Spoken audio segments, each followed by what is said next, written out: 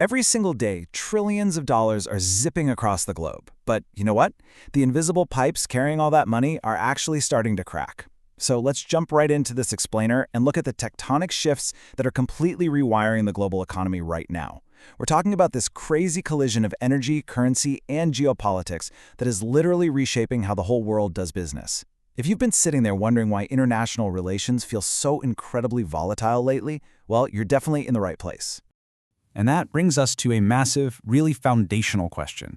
What happens to the global economy when the currency that runs the world actually starts losing its grip? For decades, the established global financial order has been this highly stable, predictable machine, right? But right now, we're seeing some unprecedented friction from emerging powers who are stepping up and boldly challenging that exact status quo. To really wrap our heads around this shift, we need to level set with the absolute bedrock of the modern financial system: the petrodollar. This system was established back in 1974, right in the aftermath of the Yom Kippur War and the oil embargo. It basically came out of a landmark agreement between the United States and Saudi Arabia. And the deal was beautifully simple, but just incredibly powerful. The U.S. provided military security and economic aid. In return, Saudi Arabia, and eventually the rest of the OPEC nations, agreed to exclusively price and trade all of their oil exports in U.S. dollars. It's kind of like treating the global energy market like an exclusive VIP club, but the only currency they accept at the door is the US dollar. This effectively guaranteed massive, constant global demand for US currency. I mean, if you wanted oil, you had to get dollars to buy it. And you can see how deeply this is ingrained when we look at the inverse relationship between oil prices and the strength of the US dollar over the last decade or so. When we compare West Texas Intermediate, which is the US oil benchmark, and the dollar index, there's a striking negative correlation of 76%. Because most global commodities are dollar-denominated, when the US dollar gets stronger, it effectively makes crude oil more expensive against domestic currencies, which usually forces oil prices to fall. It's this delicate economic seesaw connecting the oil pumps in Texas straight to global currency markets, and it has absolutely dictated macroeconomic trends for half a century. But lately, that highly predictable relationship is feeling some major tremors. Which brings us to Section 1, Fractures in the Alliance. The sheer speed of these changing alliances is just staggering. I mean, we go from that ironclad 1974 Security Pact to a very, very different picture in 2022. During the global energy crunch triggered by the Russia-Ukraine war, Western leaders made multiple trips to Riyadh, basically pleading for increased oil production to help lower prices and stabilize Western economies. But instead, Saudi Arabia and the OPEC Plus bloc openly defied those requests.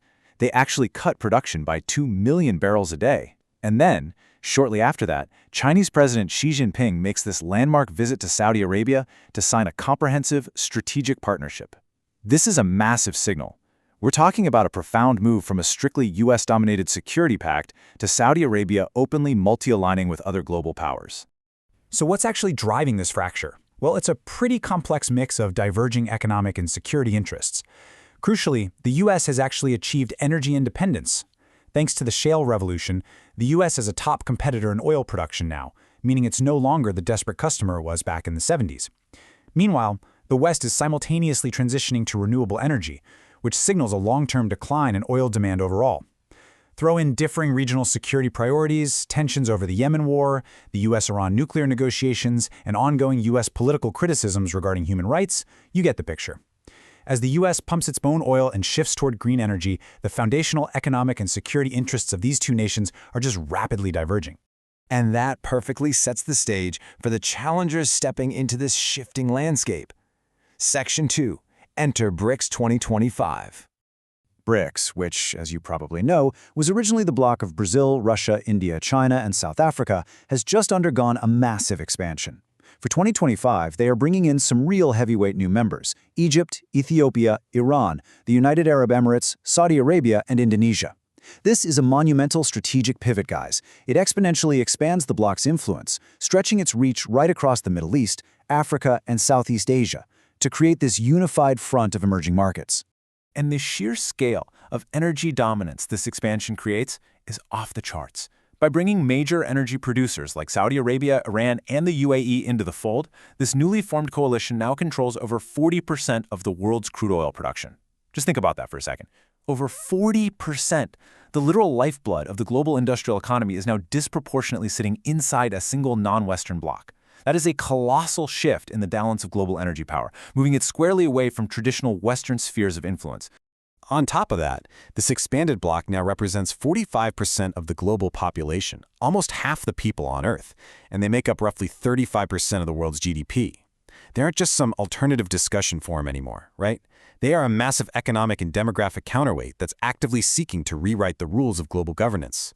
When nearly half the planet decides to align their economic interests, the rest of the world basically has no choice but to pay attention.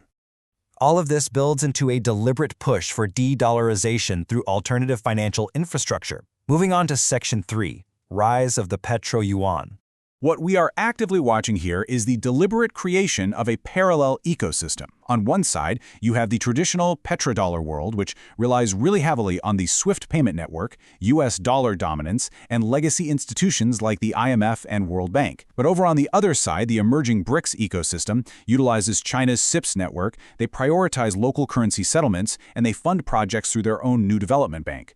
The strategy here is key. They aren't necessarily trying to blow up the Western system overnight. Instead, they're methodically building their own alternative financial plumbing, just making sure they have a backup system that they fully control.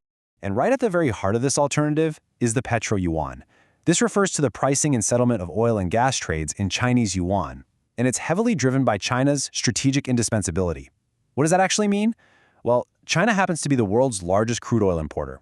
Because countries like Saudi Arabia and Iran rely so incredibly heavily on Chinese demand to fund their own domestic economies, China can leverage that massive buying power to negotiate energy trades completely outside the traditional US dollar system.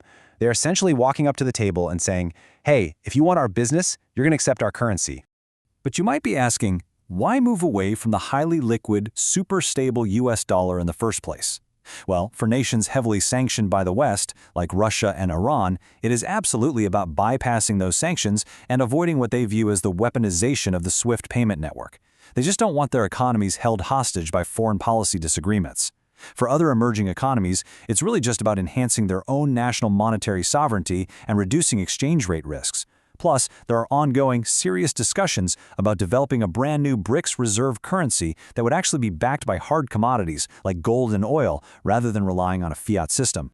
So let's bring this whole narrative together and look at the broader geopolitical implications. Section 4, a multipolar financial future. We definitely aren't seeing some sudden chaotic revolution here. Actually, we are seeing a methodical, step-by-step transition. Step 1 is negotiating energy trades in local currencies just to build up trust and volume. Step 2 is building the actual digital and banking infrastructure, things like CIPS or BRICS Pay, to process those cross-border trades smoothly, totally free from Western oversight. And Step 3 is the ultimate goal for these nations, transitioning into a multipolar, multi-currency global market, where no single nation can dictate the terms of global finance or single-handedly weaponize the reserve currency. Now, India offers a really unique strategic balancing act in all of this. They are basically the perfect example of multi-alignment in action. By utilizing special rupee Vostra accounts for trade and actively expanding their unified payments interface, the UPI network, on a global scale, India is strongly promoting its own digital financial sovereignty and local currency use. But they're doing it very, very carefully, making sure they don't completely alienate their crucial Western allies in the process. They're effectively hedging their bets, playing both sides of this emerging financial divide. Of course, an economic shift of this massive magnitude is absolutely not going unanswered. We are seeing significant pushback from the West. For instance, U.S. political figures, most notably Donald Trump, have explicitly threatened 100% tariffs against BRICS nations that pursue de-dollarization or actively try to undermine the U.S. dollar. We are seeing right here, in real time, that currency dominance is viewed as a vital national security interest, and the West will leverage massive trade friction, tariffs, and serious economic pressure to protect it.